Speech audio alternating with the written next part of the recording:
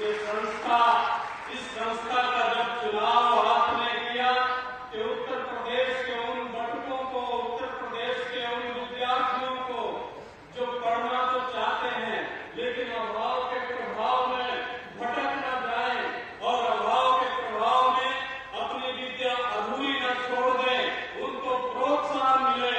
इस प्रोत्साहन को लेकर के आपने जो निर्णय लिया है, ये सारा पंडाल आपके उस निर्णय के लिए आपका सदा आभारी है और कर्तन ध्वनि से आपका हम हार्दिक अभिनंदन करते हैं और भावा विश्वास से प्रार्थना करते हैं कि आज जब सारी दुनिया भय और आतंक के वातावरण में जी रही है, आपने अपनी प्राशास्त्रिक दृढ़ता के बल पर ये दिखा दिया है कि भारत के हृदय स्थल को कैसे सुरक्षित रखा जा सकता है, कैसे इस हृदय स्थल का विकास किया जा सकता है। ये आज उत्तर प्रदेश जो पिछड़ा प्रदेश माना जाता था, आज आपके नेतृत्व में मुझे इस बात का गर्व है कि यहाँ 7 विश्वविद्यालय नैक रेटिंग में A++ प्राप्त किए हैं। ये आपके संघर्ष का परिणाम है और इसके लिए आपका हार्दिक अभिनंदन है। माननीय उच्च शिक्षा मंत्री योगेंद्र उपाध्याय जी निरंतर कैसे नवाचार शिक्षा में आए, कैसे रोजगारोन्मुख शिक्षा हमारे छात्रों तक जाए, इसका चिंतन करते हुए निरंतर लगे रहते हैं। यह भी आपकी ही प्रेरणा का प्रताप है। हम सब यहाँ केवल आज हमारी परंपरा है, इस देश में कृतज्ञता और श्रद्धा ये 2 मानवीय मूल्यों के अत्यंत पवित्रतम पहलू माने गए हैं। कृतज्ञता के प्रति ज्ञापन और श्रद्धा के प्रति समर्पण ये हमारा धर्म है और दायित्व है। हम आज यहाँ इकट्ठे हुए हैं। आपने जो निर्णय लिया है, गरीब घरों में पढ़ने वाले जो छात्र जिनके मन में बहुत इच्छाएं होती हैं कि हम भी विश्वविद्यालय संस्कृति के साथ अपना जीवन समर्पित करते हुए भारतीय संस्कृति के लिए अपना जीवन समर्पित भाव के साथ आगे बढ़ा रहे हैं, स्वाभाविक रूप से उसका संरक्षण करना ये शासन का दायित्व होना चाहिए, समाज का दायित्व होना चाहिए और सरकार अपने उसी उत्तरदायित्व का निर्वहन करने के लिए आज आपके पास आई है, आपके द्वार पर आई है।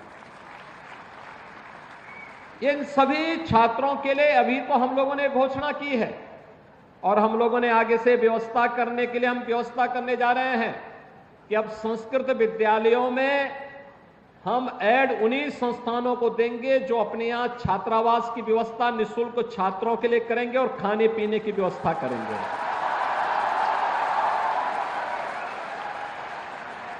जहां पर भी कोई व्यक्ति, कोई आश्रम, कोई न्यास अच्छा छात्रावास बना के देगा, विद्यालय देगा, बच्चों के रहने खाने की निःशुल्क व्यवस्था करेगा, वहां हम अनुदान देकर के उस संस्थान को हम संस्कृति की मान्यता के लिए अच्छे आचार्यों की नियुक्ति करने के लिए एक स्वतंत्रता भी देंगे। और हमने कहा कि भाई युद्ध स्तर पर प्रदेश भर में इस प्रकार के विद्यालय खोलिए जो गुरुकुल की परंपरा को पुनर्जीवित कर सके।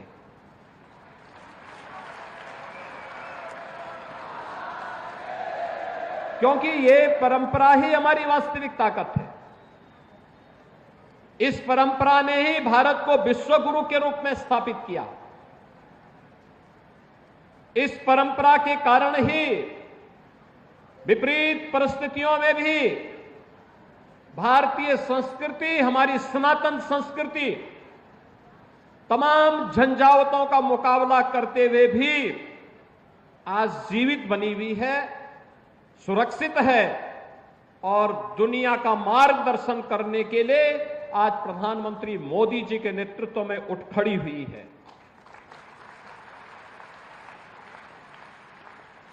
बहनों और भाइयों, मुझे लगता है कि अब ये समय प्रधानमंत्री मोदी जी के नेतृत्व में भारतीय सभ्यता, संस्कृति सनातन धर्म और भारत का समय आ गया है और भारत के इस समय को, संस्कृत को नेतृत्व देने के लिए अपने आप को तैयार करना होगा।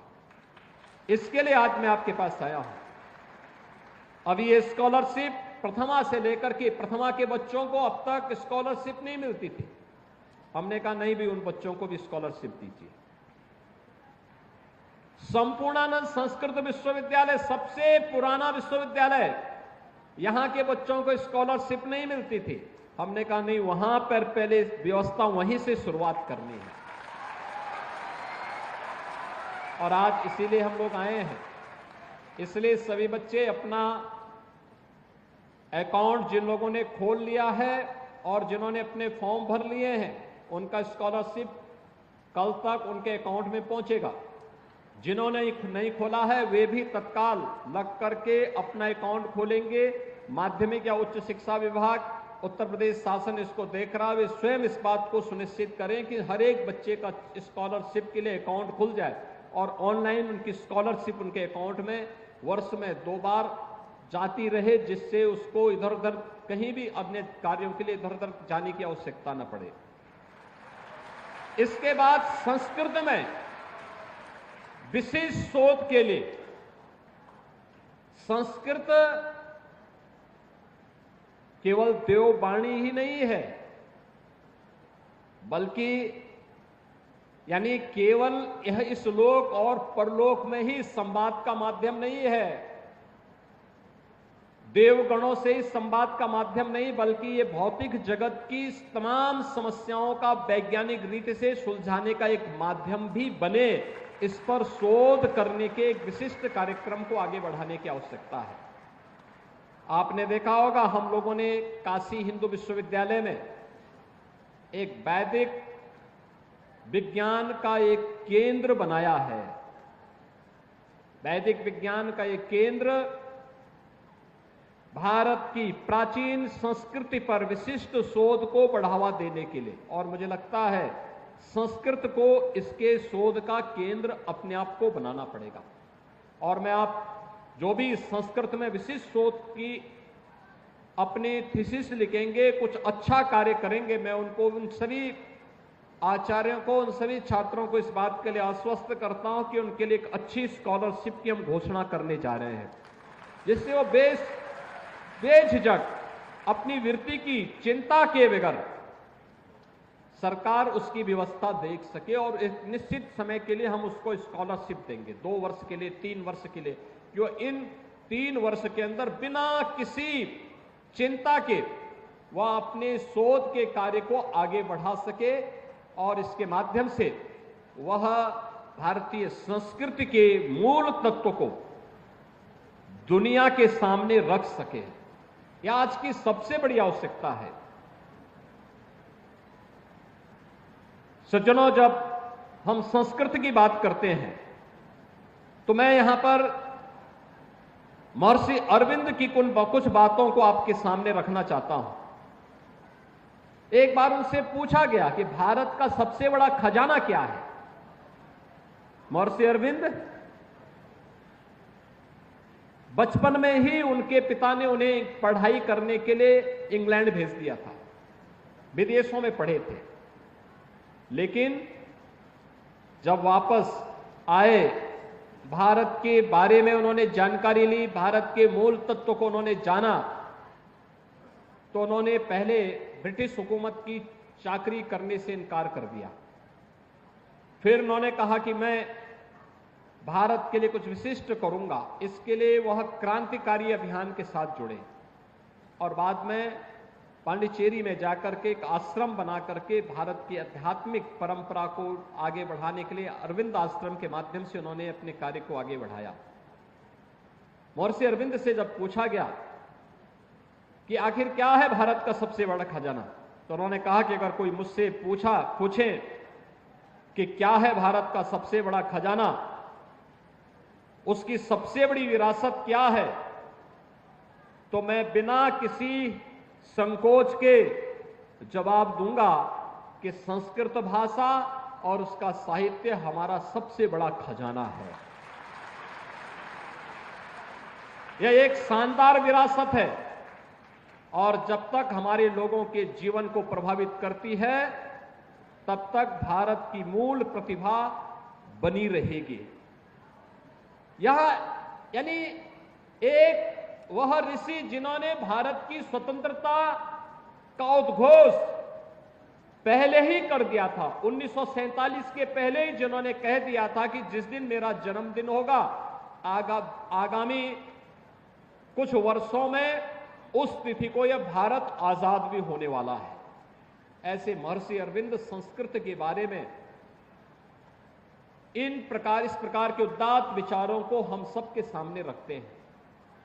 दुनिया का हर वह व्यक्ति जो मानवता का पक्षधर है, जो वास्तव में सर्वांगीण विकास का पक्षधर है, वह संस्कृत का हिमायती है। आज की जो आधुनिक तकनीक आई है, इस तकनीक ने भी स्वीकार किया है कि चाहे वह कंप्यूटर साइंस हो, चाहे वह आर्टिफिशियल इंटेलिजेंस हो, ये सब इस बात को स्वीकार करते हैं कि इसके सबसे सहज और सरल माध्यम कोई एक भाषा बन सकती है तो वह संस्कृत बन सकती है। इसके लिए आप सबको अपने आप को तैयार करना होगा। आप सबको इसके लिए अपने आप को तैयार करना होगा और इसीलिए इस आधुनिक और पुरातन परंपरा को जोड़ने के लिए, विरासत को विकास के साथ जोड़ने के लिए प्रधानमंत्री मोदी जी के नेतृत्व में देश के अंदर जो अभिनव प्रयास हुए हैं, उसका केंद्र बिंदु फिर से हमारी आध्यात्मिक और सांस्कृतिक राजधानी काशी बने। काशी से संदेश फिर से जाए, इस कार्यक्रम को हम मजबूती के साथ आगे बढ़ा सकें, यह आज की सबसे बड़ी आवश्यकता है। जितने प्राचीन परंपरा उतने ज्यादा पर्व और त्योहार। आखिर पर्व और त्योहार तो उन्हीं के पास होंगे जिनकी विरासत जितनी प्राचीन होगी। अभी धनतेरस से लेकर धन्वंतरी जयंती से लेकर के और आगे छठ तक पूरा समारोह पे समारोह होते हुए दिखाई देंगे। सर्वत्र एक उल्लास होगा, खुशी होगी और एक खुशी संस्कृत के समर्थकों के मन में भी, भारतीय संस्कृति के प्रति अनुराग का भाव रखने वाले हर व्यक्ति के अंदर भी दिखनी चाहिए। और उसी भाव के साथ आज मुझे यहां संपूर्णानंद संस्कृत विश्वविद्यालय के प्रांगण में आप सभी संस्कृत जनों के साथ में, सुधी जनों के साथ में आज संवाद करके इस कार्यक्रम का शुभारंभ करते हुए मुझे प्रसन्नता की अनुभूति हो रही है। आज के इस अवसर पर मैं एक बार फिर से जिन छात्रों को ये स्कॉलरशिप मिलने जा रहा है, इन 69,165 छात्रों को तो तत्काल रूप से और इसके बाद जो भी इसमें फॉर्म भरेंगे संस्कृत के बच्चे प्रथमा से लेकर के आचार्य तक, इन सबको मैं हृदय से बधाई देता हूं और उनको इस बात के लिए आश्वस्त करता हूं कि वे निश्चिंत होकर के अपनी पढ़ाई करें। सरकार उसके लिए पूरी व्यवस्था करेगी। संस्कृत के लिए बहुत चिंतित अब होने की आवश्यकता नहीं है। दूसरा, हम लोगों ने विभाग से इस बारे में भी कहा है कि जिन संस्कृत विद्यालयों में शिक्षकों की पूरी भर्ती नहीं हो पाई है, तत्काल वहां पे भर्ती की प्रक्रिया को भी, जहां पर प्रबंधन को करना है, प्रबंधन के साथ मिलकर के अच्छे और योग्य आचार्यों की नियुक्ति हो सके, ये व्यवस्था सुनिश्चित करना है, क्योंकि बहुत आवश्यक है। और जब तक कोई शिक्षक नियुक्त नहीं होता है, आप तब तक उन्हें मानदेय पर अच्छे शिक्षकों की तैनाती दीजिए और नियुक्ति में उनको अगर वेटेज देंगे, थोड़ी भी उनको प्राथमिकता देंगे, तो वे और भी अच्छे ढंग से इस कार्य को आगे बढ़ा देंगे। और मुझे लगता है कि एक फिक्स मानदेय पर जो शिक्षक पढ़ा रहे हैं, अगर हम उनको वेटेज दे करके आगे बढ़ाएंगे तो मुझे लगता है उसका अच्छा संदेश जाएगा। वे और भी अच्छे ढंग से इन छात्रों को संस्कृत के प्रति आकर्षित करने में, उन्हें आगे बढ़ाने में मदद कर पाएंगे, उसको और आगे बढ़ाने में उनको भी अच्छा लगेगा। ये कार्य हमें तेजी के साथ करना होगा। संस्कृत को वैज्ञानिक भाषा है और इसको उसी रूप में आगे बढ़ाने के लिए हम लोगों को अपने स्तर पर प्रयास करना होगा। आज के परिप्रेक्ष्य में संस्कृत का उपयोग किस रूप में हम आगे बढ़ा सकते हैं, इसको भारतीय संस्कृति की दृष्टि से भी, वैज्ञानिक भाषा है इस दृष्टि से भी, और ज्ञान विज्ञान की इस भाषा को हम आने वाले समय में भारत की विरासत और भारत की ज्ञान की धरोहर के रूप में मजबूती के साथ आगे बढ़ा सकें, इसके लिए अब युद्ध स्तर पर लग करके कार्य करने की आवश्यकता है। मैं पिछले दिनों स्वयं भी यहां पे संपूर्णानंद संस्कृत विश्वविद्यालय के प्रांगण में आया था। मैं अचानक आया था, मैंने कुलपति जी से आग्रह किया कि मैं विश्वविद्यालय में आ रहा हूं, और मैंने देखा है लगभग 75,000 से अधिक पांडुलिपियां, प्राचीन पांडुलिपियां यहां पे संरक्षित हैं। उनके संरक्षण का कार्य हो रहा है। विशिष्ट शोध अलग अलग विषयों पर जो यहां पर हुए हैं, उसको लेकर के हमें और भी अच्छे ढंग से कार्य को आगे बढ़ाने की आवश्यकता है। अन्य इस प्रकार के ताम्रपत्र और पांडुलिपियां जहां तहां पड़ी हुई है, उन्हें भी संरक्षित करने की आवश्यकता है, क्योंकि भारतीय संस्कृति के संरक्षण का दायित्व ये केवल और केवल संस्कृत उठा सकती है। संस्कृत के प्रति अनुराग रखने वाले लोग उठा सकते हैं। संस्कृत के प्रति श्रद्धा का भाव रखने वाले आज का युवा उठा सकता है। सरकार का संरक्षण मिलेगा, सरकार इसमें भरपूर सहयोग करेगी। और मैंने यहां पे संपूर्णानंद संस्कृत विश्वविद्यालय के कुलपति से भी कहा है कि विश्वविद्यालय का एक पूरी कार्य योजना बना करके वे हमें प्रस्तुत करें। आपको जो भी सहयोग की आवश्यकता होगी, सरकार आपको सहयोग करेगी। और संपूर्णानंद संस्कृत विश्वविद्यालय के पुरातन गौरव को पुनर्स्थापित करना है, इसको और अच्छे ढंग से आगे बढ़ाना है। और संस्कृत जब भी आगे बढ़ेगी, या तो इस प्रकार के विश्वविद्यालय बनाएंगे, या कोई मठ और मंदिर मिलकर के जब इस कार्यक्रम के साथ जुड़ जाएगा, तो उसको और अच्छे ढंग से आगे बढ़ाने का कार्य हमें करना होगा। और इस दृष्टि से हम सब मिलकर के इस कार्यक्रम को आगे बढ़ा सकेंगे, इस विश्वास के साथ मैं आज के इस अवसर पर, जब यहां पर आज संस्कृत विश्वविद्यालय के और संस्कृत से जुड़े हुए छात्रों को यहां पर स्कॉलरशिप वितरण का कार्यक्रम का शुभारंभ हुआ है, मैं एक बार फिर से आप सबको बधाई देता हूं। धन्वंतरी जयंती और दीपावली की हृदय से बधाई देता हूं। आप सबके प्रति अपनी शुभकामना व्यक्त करता हूं। बाबा विश्वनाथ से, मां अन्नपूर्णा से, गंगा मैया से यही प्रार्थना करता हूं कि संस्कृत और संस्कृति के प्रति आप सबका जो भाव है वो और मजबूती के साथ आगे बढ़े। सरकार आपको हर प्रकार का सहयोग करेगी। आप सबका मैं एक बार फिर से हृदय से स्वागत करता हूं, अभिनंदन करता हूं। जय तो संस्कृतम, जय तो भारतम। धन्यवाद। जय हिंद। मां भारती के सत्य सपूत पर आप सभी धन्यवाद ज्ञापित करिए। भारत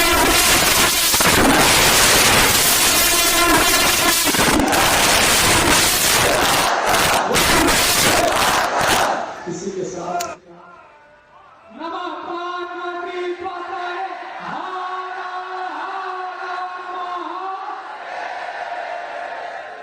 माननीय मुख्यमंत्री जी के लिए आप चांद सितारे नहीं, प्रेमाकाश के सूर्य है।